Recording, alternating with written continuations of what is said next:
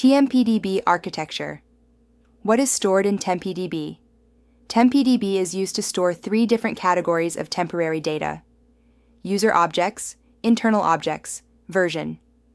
Stores, user objects, local and global temporary tables and indexes, user-defined tables and indexes, table variables, tables returned and table-valued functions. Note, these lists are not designed to be all-inclusive. Internal objects, work tables for dbcc checkdb and dbcc checktable.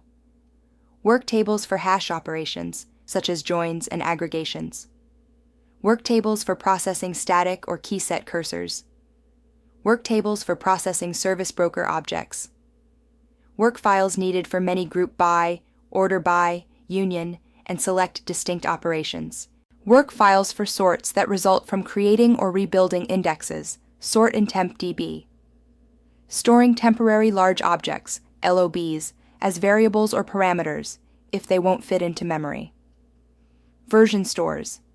The version store is a collection of pages used to store row-level versioning of data.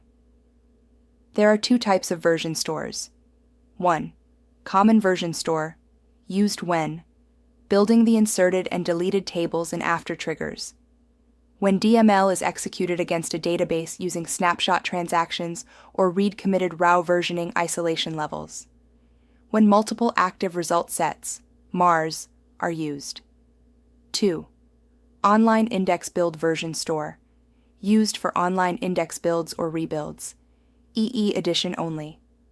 tempdb doesn't act as in other databases. tempdb only uses simply recovery model. tempdb options not be able to change. tempdb may not be dropped, attached, or detached. tempdb may not backed up, restore, can't implement any HA options.